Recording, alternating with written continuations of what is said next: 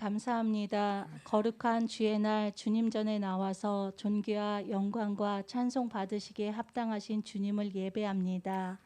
우리 모두 겸손한 마음으로 오직 주님만을 바라보며 신령과 진정으로 예배하는 예배자 되게 하옵소서. 예배의 주인 되시며 우리 안에 함께 거하시는 주님께 온 마음을 드리지 못하고 우리 자신이 삶의 주인인 것처럼 우리의 소견에 옳은 대로만 좋다 여기며 살았음을 고백합니다. 주님, 우리의 죄를 용서하여 주시옵소서. 주여 주여 하는 자마다 천국에 들어가지 못한다는 말씀처럼 우리의 삶을 늘 말씀으로 점검하고 말씀의 기준에 맞춰 적용하며 살게 하옵소서. 우리는 할 수 없으나 주님께서 함께 하시면 할 수 있사오니 우리를 긍휼히 여기시고 일으켜 주심으로 함께하여 주시옵소서. 늘 말씀과 기도로 주님의 뜻을 분별하며 깨달아 알므로 행하는 믿음으로 살게 하옵소서. 우리의 길 대신 주님만을 바라보며 오늘도 주님을 예배하며 승리하며 부르심의 소망을 붙잡고 나아가게 하옵소서. 주님, 저 북녘 땅을 위해 기도합니다. 우리의 형제 자매들이 있는 저 북녘 땅에 주의 복음이 전해지게 하옵소서. 주의 복음으로 저들의 아픔과 상처를 치료하여 주시고 싸매어 회복시켜 주시옵소서. 주의 백성들을 긍휼히 여겨주셔서 아파하는 저들의 기도에 속히 응답하실 주님을 기대하며 나갑니다. 주의 복음의 빛으로 저 땅이 소망의 땅이 되는 그날까지 함께 마음 모아 기도하는 우리 되게 하옵소서. 중국과 제3국에서 고난받는 이들도 주님 도우시고 보호하심으로 주의 복음이 전해지게 하시고 주님을 영접하게 하옵소서. 마라나타, 주님 다시 오실 그날을 위해 한 알의 미라를 심는 세계 곳곳에 있는 선교사님들을 기억하여 주시옵소서. 위로하여 주시고 힘주실 주님만을 믿고 나아가며 필요한 모든 것 때에 맞춰 공급하여 주시고 주님의 일하심을 날마다 보게 하여 주시옵소서. 이 시간 말씀 전하시는 강홍삼 목사님을 사랑하고 축복합니다. 영혼육 강건함으로 붙들어 주시고 날마다 성령의 충만한 은혜 가운데 거하며 맡겨주신 주의 사명 잘 감당케 인도하여 주시옵소서. 오늘 또 목사님의 입술을 통하여 선포되어지는 말씀에 능력을 덧입혀 주셔서 전하느니 듣느니 모두 주님의 능력의 말씀에 아멘으로 순종하게 하옵소서. 우리의 영혼을 소생시키며 우리의 길이 되시는 말씀이 믿어지는 은혜가 있게 하옵소서. 살아있는 말씀의 능력과 힘을 경험하며 동행하는 말씀으로 우리의 삶이 더욱 풍성해지게 하실 하나님을 늘 감사하며 우리의 영이 오직 살아계신 주님께만 민감하게 반응하며 살게 하옵소서. 우리의 왕이 되시며 주인 되신 주님을 찬양하며 예수님의 이름으로 기도합니다. 아멘.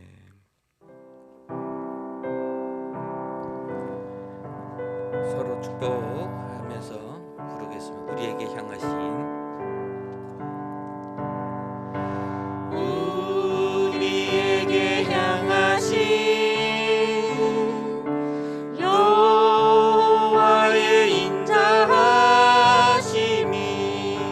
크고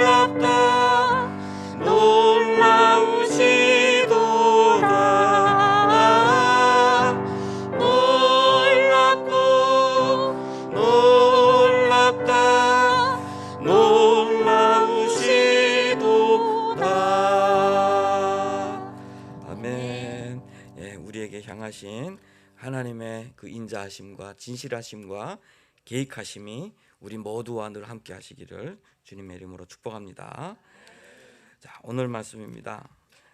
마가복음 14장 66절에서 72절까지의 말씀입니다. 예, 신약 성경 마가복음 14장 66절에서 72절까지의 말씀, 한 절씩 교독하도록 하겠습니다.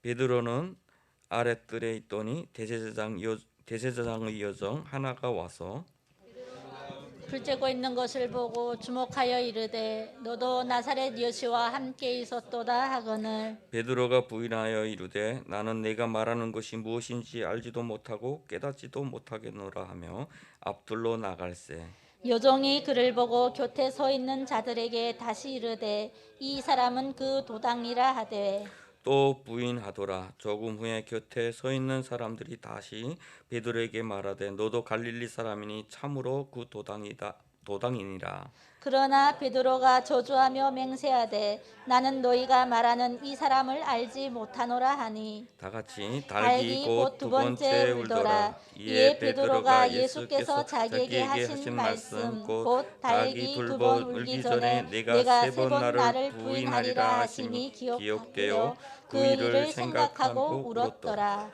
아멘. 오늘 제목은 베드로의 흑역사라는 제목으로 오늘 강사 목사님으로부터 말씀 듣겠습니다.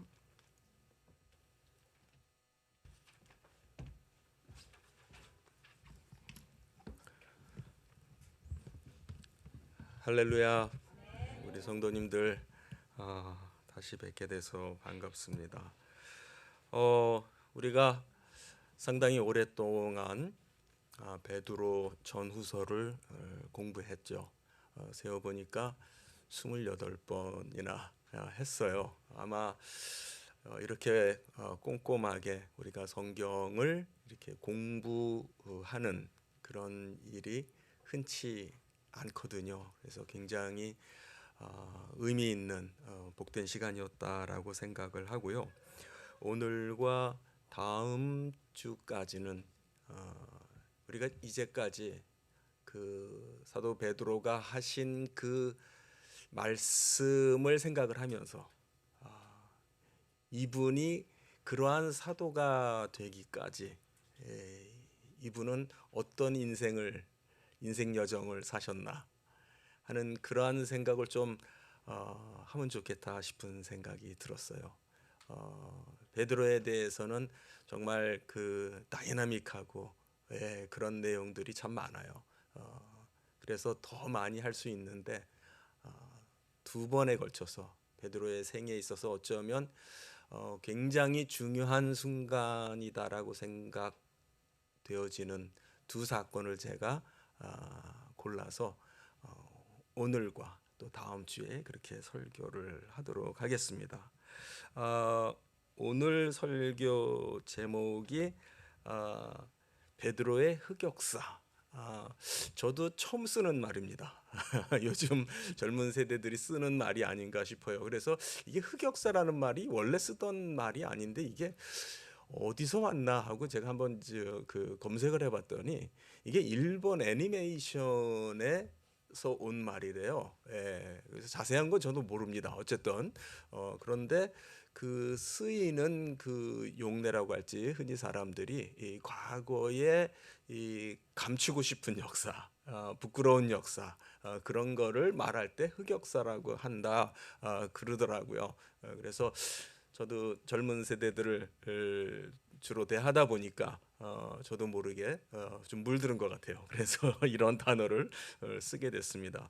분명히 오늘 우리가 읽은 이 본문의 내용, 베드로가 예수님을 3번이나 부인했다라고 하는 그 사실은 베드로가 평생 살면서 그리고 그 베드로 전후서를 쓰는 그 과정에도 마음속에 계속해서 한쪽에서 좀 정말 본인이 부끄럽기도 하고 죄송스럽기도 하고 미안하기도 한 정말 그러한 역사 아닐까 그런 생각이 듭니다. 정말 한편 우리가 베드로 전후서를 공부를 하면서 그 내용을 공부를 했을 때 그 내용은 정말로 대단한 내용이었어요. 제가 이런 얘기 종종 했죠. 바울과 베드로를 비교를 종종 했죠. 바울이 그 많은 서신서들을 썼고 또 그 서신서 내용 속에서 정말 신학적인 학자적인 그런 말씀들을 할 때는 그냥 당연하다고 생각을 저도 하는 것 같아요. 워낙 정말 공부를 많이 한 그러한 수재와 같은 그런 학자 또 신학자 또 선교사 이런 분이니까 충분히 그럴 거라고 생각을 했는데 어부 출신인 베드로의 그 신학이라고 할죠. 베드로 전후서 짧은 편지입니다만은 그 안에 담겨져 있는 압축되어져 있는 그 표현들은 그 수준이 어떤 그 완성도와 성숙도가 결코 바울에 뒤지지 않고 또 때로는 바울보다 더 정확한 표현을 해주는 정말 정교한 예리한 표현을 해주는 그런 데서 사실 우리가 많이 놀랬거든요. 그런 베드로가 되기까지 베드로가 완벽해서 정말 흠이 없고 완벽해서만 하나님이 쓰신 게 아니더라고요. 특별히 오늘 본문을 보니까 우리가 잘 아는 대로 지금 예수님이 십자가에 그 달리시기 전에 지금 사람들로부터 정말 온갖 그 수모와 굴욕을 당하시면서 정말 엉터리식의 재판을 지금 받고 계세요. 그런데 이제 베드로도 정말 먼 발치에서 지금 이 광경을 바라보고 있는 것 같습니다. 정말 안 보기에는 그냥 혼자 숨어 있기에는 정말 마음이 너무나도 정말 궁금하기도 하고 너무나 어떻게 될지 싶은 그런 마음이었던 것 같아요. 그래서 먼 발치에서 베드로가 이렇게 있는 것을 여기서 본문을 통해서 보게 되는데 참 하필이면은 여기에 보면은 정말 그 자기의 어떤 그 베드로의 위상에 정말 걸맞지 않는 하나의 그 여정이 베드로에 대해서 너도 그들 중에 하나가 아니었냐, 그들과 한 파가 아니었냐 이런 식으로 말하는데 정말 그것에 대해서 베드로답지 않게 그거를 이겨내지 못하고 아니라고 손사래를 쳤는지 그거는 모르겠습니다만은 극구 부인합니다. 68절에 보면은 나는 내가 말하는 것이 도무지 알지도 못하고 깨닫지도 못하겠다. 뭐 전혀 모르는 내용이라고 딱 잘라 말합니다. 또다시 그런 얘기를 들었을 때 성경은 부인했다. 아주 부인했다라고 말을 하고요. 세 번째는요. 놀랍게도 베드로가 저주를 해요. 저주를 하고 맹세를 해서 나는 너희가 말하는 이 사람을 알지도 못한다. 여기에서 저주하다라고 하는 이 표현은 이제 이 사건 자체가 첫째는 마태, 마가, 누가, 요한에 다 나와요. 그죠? 이 사건 자체가 엄청 큰 사건이었음이 틀림이 없는 사건이에요. 성경은 그렇게 네 성경에서 이 사건을 기록을 해주고 있거든요. 그런데 그 중에 여기 이 마가복음 본문에서만 베드로가 그러니까는 예수를 저주를 한 거라고 봐야 되겠죠. 저주했다라고 표현이 되어 있습니다. 이 저주하다라고 하는 이 단어는요, 굉장히 그 악한 말이에요. 굉장히 그 악의 정도로 치면은 최고로 악한 표현이에요. 가장 아마 가깝게 옮길 수 있는 번역이 지옥에 나가라 이런 표현일 것 같아요. 예, 영어 이게 이제 헬라어 말 그대로가 영어로 이제 표기가 돼서 아나테마라고 하는 말이 되는데 그 말은 지옥에 들어갈 만큼 저주를 받으라라는 정죄하는 무서운 말이에요. 예, 그래서 근데 그 말이 베드로가 나는 예수를 모른다 이런 표현을 넘어서서 예수를 저주하기까지 하는 그런 표현을 씁니다. 이 사건을 생각을 해볼 때 정말 이거는 베드로에게 흑역사였을 것이다 그런 생각을 하게 돼요. 그러면서 가만히 어떤 생각이 드냐면 베드로와 같은 이렇게 위대한 인물에게도 이런 과거가 있구나, 이런 흑역사가 있구나. 그런데 우리가 성경에 나오는 위대한 인물이라고 하는 분들 있잖아요. 믿음의 조상 아브라함을 비롯해서 정말 성경에 나오는 그 위인들, 뭐 영웅들이라고 해야 될지, 네. 또 아이들 책에도 따로 이제 그 성경에 나오는 위인전 이런 식으로 해가지고 막 그분들을 칭송하는 그런 말들이 이제 있거든요. 그러기가 쉬운데 하나하나 좀 생각을 해봤어요. 사실 굉장히 많은 특징이 뭐냐면 어느 누구도 우리가 흔히 쉽게 성경에 나오는 위대한 인물들, 믿음의 조상들, 선진들 했던 이분들이 하나같이 다 그렇게 다 흑역사가 있더라고요. 다 흑역사가 있더라고요. 하나하나 좀 다 일일이 찾아볼 수는 없어서 대표적인 인물들만 좀 한번 생각을 해봤어요. 아브라함이 이제 애굽으로 이제 내려가게 되잖아요. 예, 창세기 12장에 가서 보게 되면은 이제 애굽에 내려갔을 때 그 바로 왕이 있거든요. 거기에서 그 자기 아내 사라가 예뻐서 혹이라도 자기가 해를 당하고 아내를 뺏길까봐 아내를 뺏긴다라는 데 대한 염려보다는 자기가 죽게 될까봐 아마 그런 위협을 지레 생각을 하고 살아보고 네가 내 누이라고 해라 거짓말을 하게 시키죠. 그렇게 해서 바로가 데리고 갔다가 하나님께서 개입하셔서 결국 잘 해결이 됩니다마는 결국 아브라함은 자기 아내 사라를 누이라고 거짓말을 한 거예요. 그게 사실 한 번이 아니에요. 또 있었죠. 20장에 내려가면은 그랄 왕 아비멜렉에게도 똑같은 거짓말을 하게 됩니다.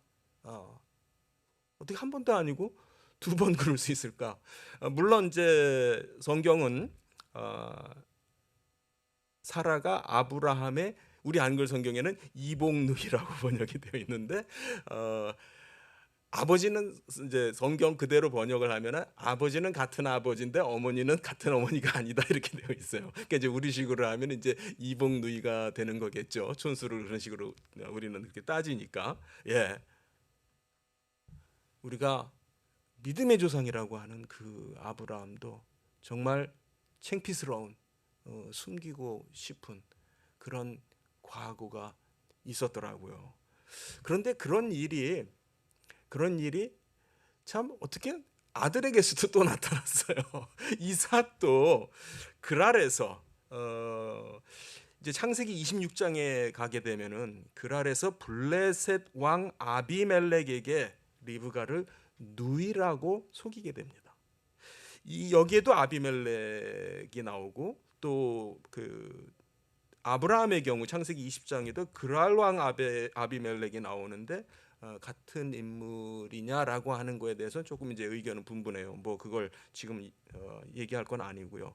어쨌든 참 그 아버지의 그 떳떳지 못한 모습을 배운 거라고 해야 되는지 그런 모습이 아들에게서도 나타났습니다. 그래서 이삭이 리브가를 누이라고 속였습니다. 리브가는 사실 그 같은 그 친족이죠. 예. 그러니까 아브라함의 아버지 아브라함의 아우인 나홀의 아들 부두엘의 딸이라고 되어 있어요. 그러면은 뭐가 돼요? 조카뻘이 되는 거겠죠. 조카뻘. 예. 그러니까 그 당시에는 친족 간의 결혼을 하는 그런 것이 그런 시절이었다고 우리가 이렇게 볼 때에 하지만 어쨌든 그 의도는 거짓말을 한 것이라는 것을 알 수가 있고요. 그 다음에 이제 그 구약에서 가장 대표적인 인물이 모세죠. 예, 구약의 가장 대표적인 인물, 성경에서 흔히 예수님과 어떤 대비가 되는 그런 인물로 많이 소개되는 모세도 보니까 애굽의 그 왕자 시절에 저작거리에 나갔다가 애굽 사람이 히브리 동족을 괴롭히는 걸 보고 그걸 어떻게 쳐가지고서 뭐 친겨 어떻게 급소를 때렸는지 어떻게 됐는지 죽었다고 되어 있고, 그 다음 날 나갔을 때는 이제 같은 동족끼리 왜 싸우냐 그럴 때 뭐라 그래요? 네가 이제 어제는 애국 사람 죽이고 이제 우리는 오늘은 이제 우리까지 그러려고 그러느냐? 이게 벌써 소문이 다 나버린 거죠.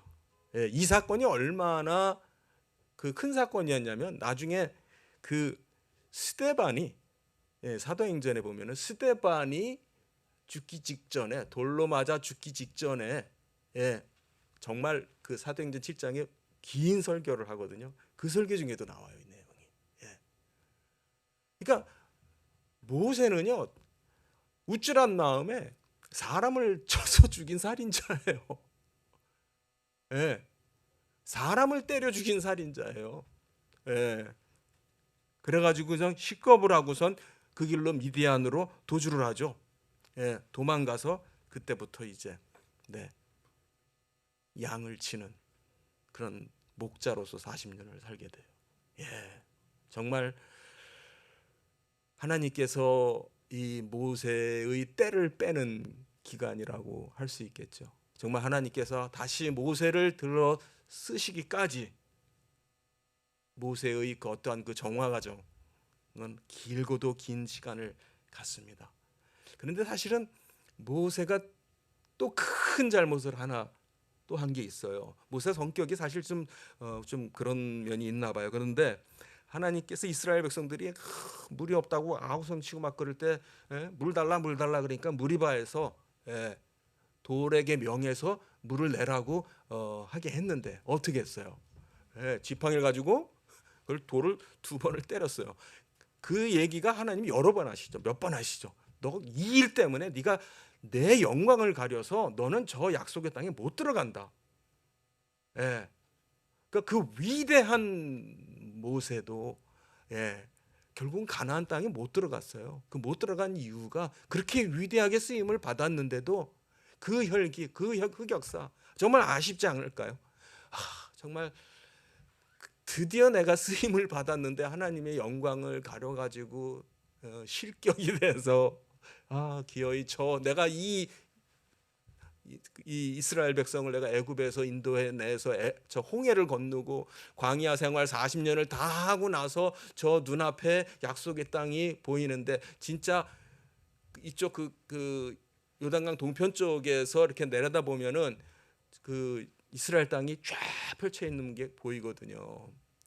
그걸 쳐다보면서 무척 아쉬워했을 것 같아요. 정말 마음을 치면서 아쉬워했을 것 같아요.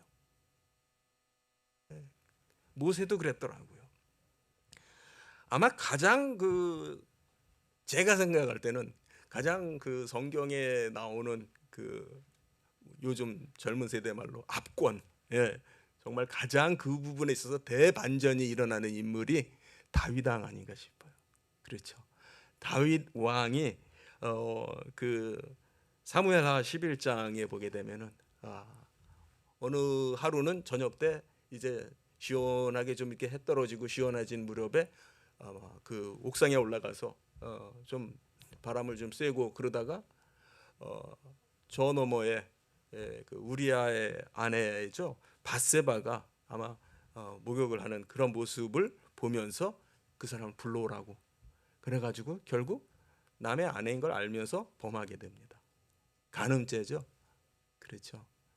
간음죄를 범해요. 그런데 임신을 했네요. 임신을 하게 됐다는 소식을 듣자 어떻게 해요? 예. 이 바세바의 남편이 우리아라고 하는 장군인데, 예, 그 요압 장군이 아마 사령관쯤 되는 것 같아요. 요압 장군한테 전가를 보내죠.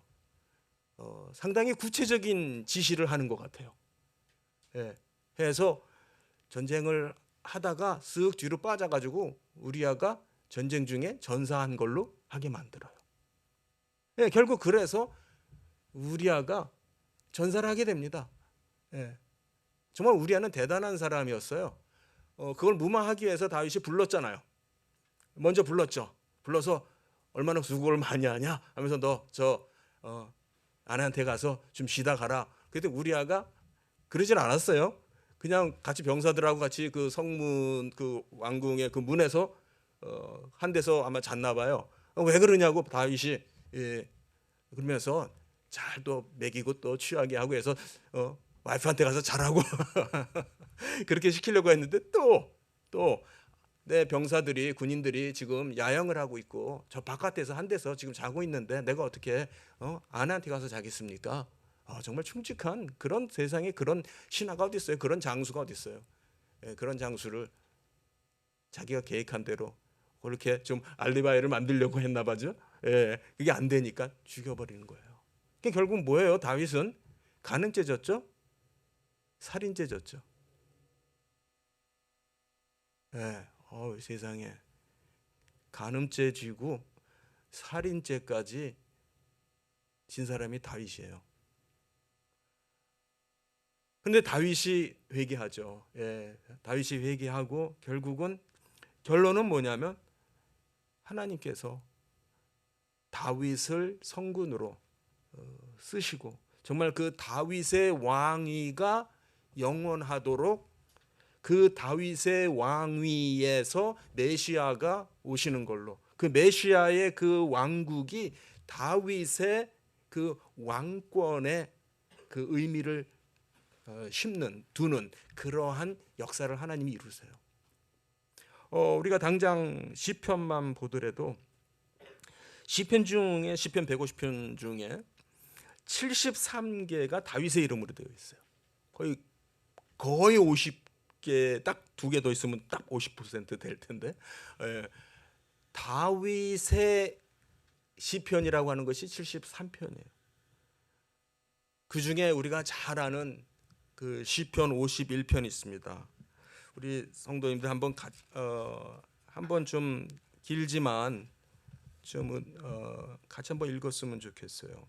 시편 51편 한번 찾아주세요. 한 목소리로 읽도록 하겠습니다. 정말 다윗이 과거의 흑역사를 어떻게 그 마음에 간직하고 회개하며 사는지 한번 다윗의 심정을 한번 같이 읽도록 하겠습니다. 시작. 하나님이여 주의 인자를 따라 내게 은혜를 베푸시며 주의 많은 긍휼을 따라 내 죄악을 지워 주소서. 나의 죄악을 맑게 씻으시며 나의 죄를 깨끗이 제하소서. 무릇 나는 내 죄가를 아오니 내 죄가 항상 내 앞에 있나이다. 내가 주께만 범죄하여 주의 목전에 악을 행하여 싸우니 주께서 말씀하실 때에 의로우시다 하고 주께서 심판하실 때에 순전하시다 하리이다. 내가 죄악 중에서 출생하였으며 어머니가 죄 중에서 나를 잉태하였나이다. 보소서 주께서는 중심이 진실함을 원하시오니 내게 지혜를 은밀히 가르치시리이다. 우슬초로 나를 정결하게 하소서. 내가 정하리이다. 나의 죄를 씻어 주소서. 내가 눈보다 희리이다. 내게 즐겁고 기쁜 소리를 들려주시사 주께서 꺾으신 뼈들도 즐거워하게 하소서. 주의 얼굴을 내 죄에서 돌이키시고 내 모든 죄악을 지워주소서. 하나님이여 내 속에 정한 마음을 창조하시고 내 안에 정직한 영을 새롭게 하소서. 나를 주 앞에서 쫓아내지 마시며 주의 성령을 내게서 거두지 마소서.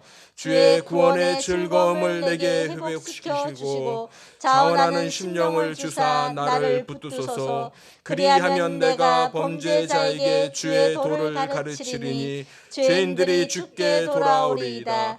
하나님이여 나의 구원의 하나님이여 피 흘린 죄에서 나를 건지소서. 내 혀가 주의 의를 높이 노래하리이다. 주여 내 입술을 열어주소서. 내 입이 주를 찬송하여 전파하리이다. 주께서는 제사를 기뻐하지 아니하시나니 그렇게 아니하면 내가 드렸을 것이라. 주는 번제를 기뻐하지 아니하시나이다. 하나님께서 구하시는 제사는 상한 심령이라. 하나님이여 상하고 통회하는 마음을 주께서 멸시하지 아니하시리이다. 주의 은택으로 시온의 선을 행하시고 예루살렘 성을 쌓으소서. 그때 주께서 의로운 제사와 번제와 온전한 번제를 기뻐하시리니 그때 그들이 수소를 주의 제단에 드리리이다. 아멘. 네. 이 시편은 여기에 나와 있는 대로 밧세바와 죄를 지은 이후에 또 우리아를 죽게 한 그 이후에 다윗이 회개하며 부른 시입니다.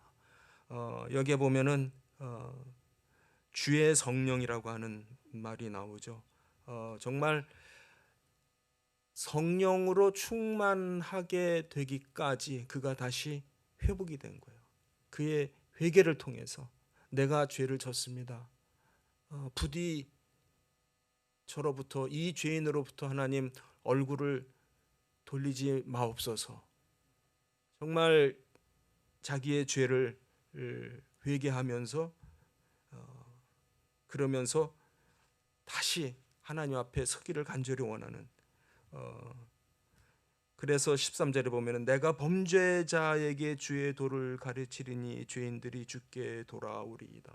다시 사명자로 회복이 되는 모습을 보게 됩니다. 다윗 말고도 이제 우리가 신약으로 오게 되면은 바울도 만만치 않았던 사람이에요. 우리가 잘 아는 사도 바울, 그 위대한 사도 바울도요. 정말 혈기가 그냥 등등해가지고 교회를 핍박하던 사람이었거든요.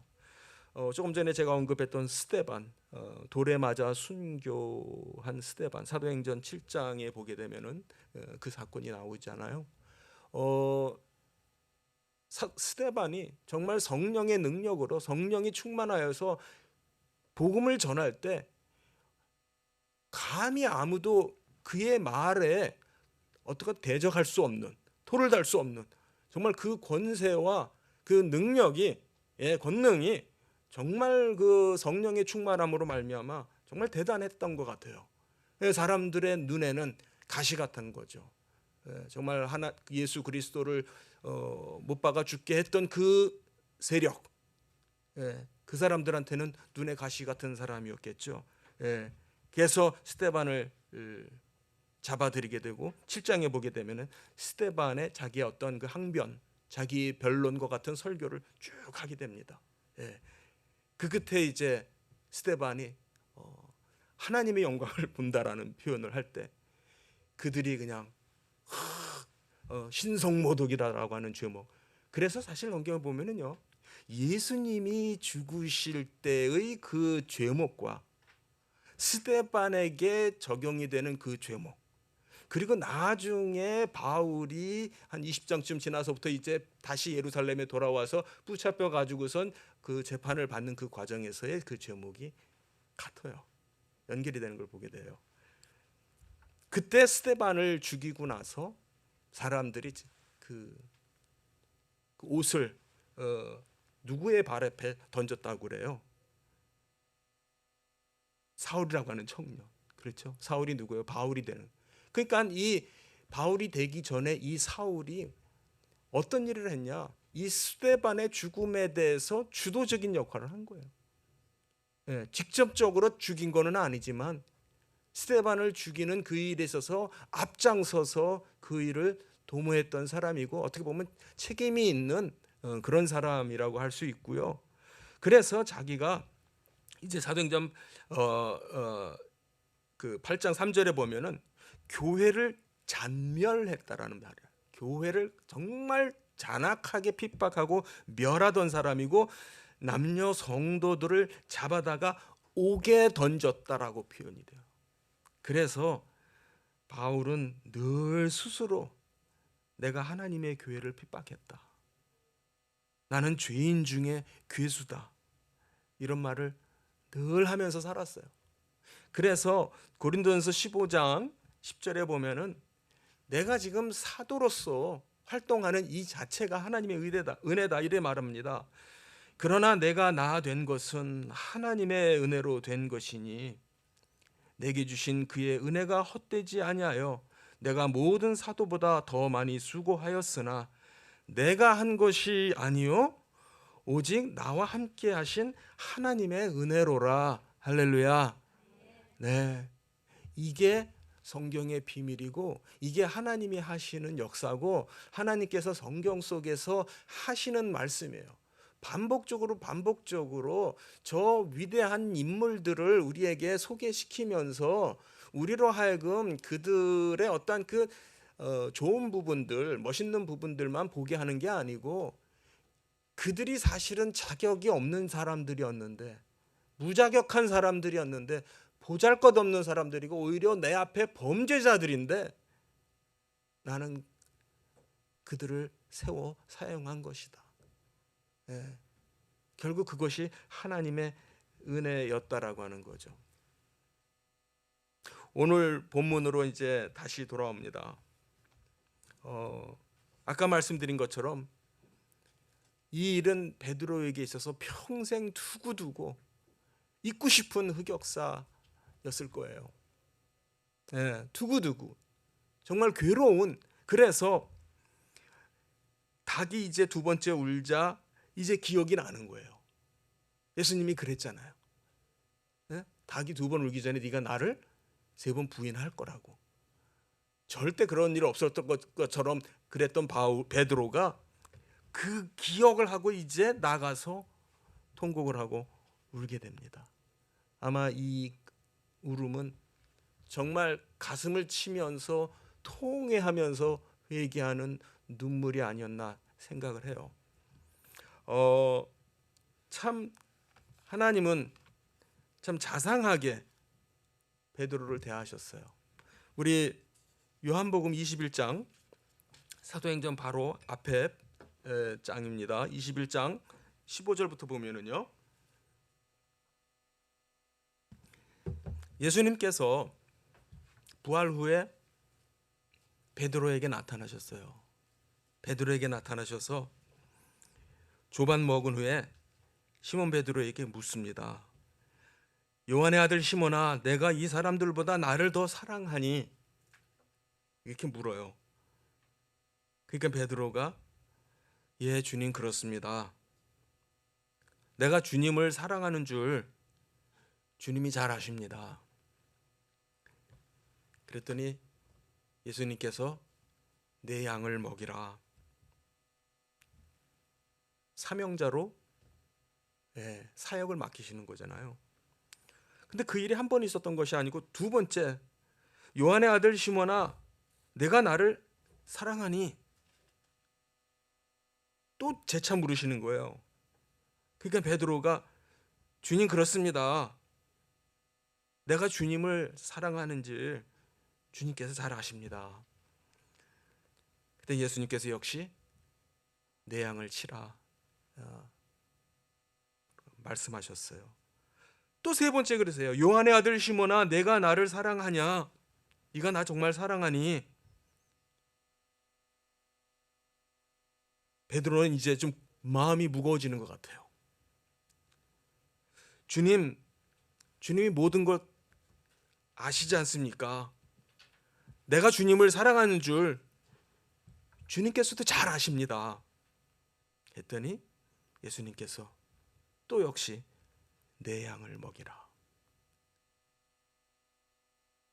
아마도 예수님께서 베드로를 회복시키는, 베드로의 마음에 지고 있는 그 3번씩이나 부인하고 저주했던 그 정말 죄송스럽고 무거운 그 마음을 씻게끔 하는 그런 은혜의 그 기회, 은혜의 순간이었다라고 할 수 있을 것 같아요. 정말로 자상하게 한 번 해도 충분할 텐데 3번 베드로가 부인한 것에 대해서 3번 물어주심으로써, 그리고 3번 그래 네가 내 일을 할 거야, 네가 내 일을 할 거야, 내 양을 잘 먹이고 돌보는 사역을 네가 해, 이런 정말 따뜻한 그러한 말씀을 해주시는 거예요. 정말 따뜻한 은혜를 느끼게 됩니다. 공통된 거는, 이 성경에 나오는 인물들 속에 공통된 거는 그들이 하나님 앞에 죄를 진 죄인들이었다라고 하는 거죠. 어느 누구도 완벽해서 하나님이 그렇게 위대하게 쓴 것이 아니라, 지금도 이스라엘 사람들에게 다윗 왕의 별이 지금도 이스라엘을 상징하는 별이거든요. 다윗 왕, 그 다음에 모세, 하나님 다음 가는 사람이 모세거든요. 이들도 불완전한 인간이었고 자격 없는 인간이었는데 하나님께서 이들을 당신의 목적을 위해서, 거룩한 목적을 위해서 사용하셨습니다. 하나님께서는 인간의 흑역사를 덮으시고 우리를 회개케 하시고 회복시켜 주시는 거예요. 사랑하는 성도님들, 회개가 하나님께서 우리에게 주시는 큰 은혜입니다. 회개가 있기 때문에 우리가 다시 하나님을 아버지라고 부를 수 있게 되는 겁니다. 우리가 진 죄를 생각하면, 아까도 우리 찬송 불렀습니다. 너무 은혜가 되더라고요. 주님, 우린 연약합니다. 우린 오늘을 힘겨워합니다. 주 뜻 이루며 살기엔 너무 부족합니다. 우린 연약합니다. 주여, 우린 넘어집니다. 오늘 하루 또 실수합니다. 주의 긍휼을 구하는 죄인입니다. 우린 주만 바라봅니다. 그럴 수밖에 없는 게 인간이고 우리 죄인의 모습인데, 그렇게 할 때, 그렇게 나아가는 게 그게 회개예요. 그런 회개의 은혜를 하나님이 주셔서 우리가 영원히 우리의 죄로 말미암아 나락으로 떨어지지 않게 하시고, 다시 하나님께 나와 예배드릴 수 있게 하시고, 다시 하나님과 더불어 사랑의 교통을 할 수 있게 하셨다는 거예요. 이게 하나님이 하시는 일인 거죠. 너무나도 놀라운 일이 아닐 수가 없습니다. 결국은 하나님은 우리에게 뭘 보여주시냐면, 네가 한 게 아니야, 내가 하는 거야. 내가 한 거야. 네가 한 게 아니고, 네 능력으로 한 게 아니고, 네가 자격이 있어서 한 게 아니고, 네가 실력이 있어서 한 게 아니고, 내가 한 거야. 내가 하는 거야. 이미 베드로의 기억 속에는 좀 더 젊었을 때 어떤 일이 있었냐면은, 사람들이 나더러 누구라고 하느냐 할 때 베드로의 멋있는 신앙 고백이 나오잖아요. 주는 그리스도시요 살아계신 하나님의 아들입니다. 그랬더니 예수님께서 뭐라 그래요? 이걸 내게 알게 한 거는 혈육이 아니라 하늘에 계신 내 아버지가 알게 한 거더라 그래요. 그때 내는요, my father요. 그러니까는 예수님이 거기에서 분명하게 선을 긋은 게 뭐냐면, 네 신앙 고백 위에 내가 교회를 세울 거야. 이 신앙 고백이 이 교회 기초가 되는데, 그건 네가 알아서 네 입으로 한 고백이 아니고, 그런 고백이 네 입에서 나오게 한 것이 내 아버지가 한 거야. 다시 말해서 이건 하나님이 하시는 일이다라고 선을 그으셨어요. 우리의 아버지가 한 거라고 말하지 않고 내 아버지가 한 거야. 성부 하나님이 한 거야. 하나님이 하시는 일이라는 것을 거기서 못을 박으시는 거예요. 옛날에도 이스라엘 백성이 가나안에 들어갈 때, 정복할 때, 정복하고선 이제 땅을 나누잖아요. 여호수아 24장에 보면은 이제 거의 이제 여호수아서가 이제 끝나는 마지막 장에 여호수아가 이스라엘 백성들을 향하여 뭐라 그러냐면은 너희가 이제 이 땅을 이제 정복하고 이제 다 이제 나눴어요. 근데 너희의 칼과 활로 한 것이 아니다라고 그래요. 이제까지 올라가서 치고 정복하고 다 멸절하고 전멸시키고 싹 죽이고 그러라고 해서 그렇게 했죠. 물론 다 못했어요. 예, 그게 이제 죄악으로 남는데 어쨌든 하라고 해서 전쟁을 했잖아요. 전쟁을 해서 우리가 전쟁이라는 게 쉬운 게 아니죠. 우리가 애써서 했잖아요. 그런데 결론은 뭐냐면 너희의 칼과 활로 이 땅을 정복한 게 아니라는 거예요. 그게 하나님이 우리에게 하시는 말씀이에요. 하나님이 하시는 줄 믿습니다. 예, 여러분의 삶 속에서 정말 하나님이 일하시는 것을 드러내시는 여러분들 되시기를 축복합니다. 그것이 우리가 사는 이유고 또 그 일을 위해서 여러분들이 쓰임받기를, 세워지기를 간절히 사모하시는 여러분들 되시기를 축복드립니다. 기도하겠습니다.